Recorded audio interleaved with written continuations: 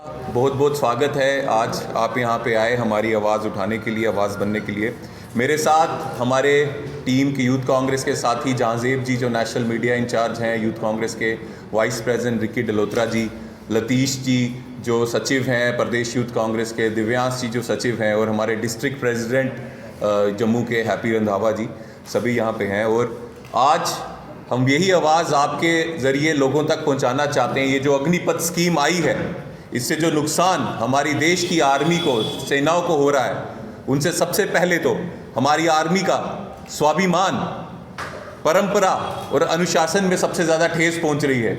और ये जो 4 साल का टेम्परेरी पैकेज, ये जो प्राइवेट लिमिटेड बनाने की बात कर रहे हैं फौजों को, इससे एक ही संदेश जा रहा है, हमारे देश की सुरक्षा को खराब हो रही है, वो कमज़ोर हो रही है। और कितनी आर्मी के एक्सपर्ट्स का, मिलिट्री के एक्सपर्ट्स का भी ये मानना है कि ये जो स्कीम है ये देश के लिए अच्छी नहीं, क्योंकि कितनी जो नेवी है, एयरफोर्स है, उसमें इतनी टेक्निकल जो पोस्टें होती हैं, टेक्निकल जो काम होते हैं, कम से कम 1.5-2 साल का समय तो उनको सीखने में लग जाता है। तो 2 साल में जो एक युवा जिस काम को सीखेगा, उसके बाद 2 साल की नौकरी करके फिर वापस चला जाएगा, ये कहाँ का न्याय? ना ये उस युवा के साथ न्याय है, और इससे हमारी देश की जो आर्मी है वो भी कमज़ोर होगी, उसके साथ भी न्याय नहीं है।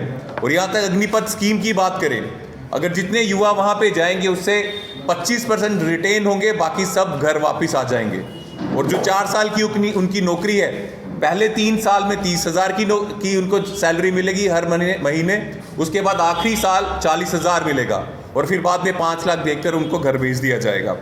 और इन जो देश की सेवा करने जा रहे हैं, जिनको अग्निपथ वीर कह रहे हैं, ना इनको पेंशन मिलेगी, ना इनको आर्मी का रैंक मिलेगा, और ना इनको कैंटीन, जो आर्मी कैंटीन के बेनिफिट्स होते हैं, कुछ नहीं मिलेगा। सिर्फ बेवकूफ़ बनाने का काम बीजेपी सरकार भारत के युवाओं को कर रही है, इसलिए युवा बेवकूफ़ नहीं है जो सड़कों में है।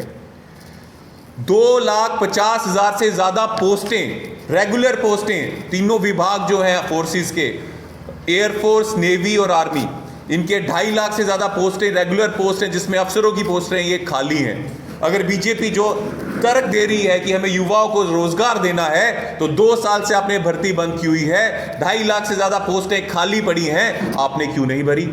आपको अगर इतना ही युवा का बात थी, युवा की चिंता थी, तो आपको ये 2.5 लाख पोस्टें पहले भरनी चाहिए थी। आपने यह ना भरकर आप टेम्परेरी लिमिटेड, प्राइवेट लिमिटेड फौज को बनाने चले गए।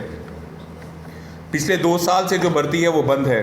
काफ़ी लोग, जो भर्ती बंद है उसमें कितने युवाओं ने सुसाइड किया है।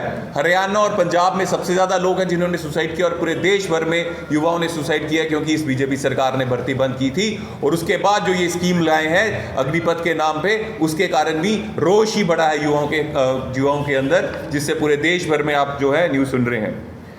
तीनों आर्मी के चीफ, तीनों फौजों के चीफों को बाहर आके इस स्कीम के लिए सफाई देनी पड़ रही है। साथियों, स्कीम लाए सरकार, गलत काम करे बीजेपी सरकार, और उनकी सफाई देने के लिए तीनों जो हमारे चीफ हैं फोर्सेस के, उनसे स्टेटमेंट्स दिलवा रहे हैं, उनको बुला रहे हैं और उनसे सफाई दिलवा रहे हैं। ये कैसी सरकार है?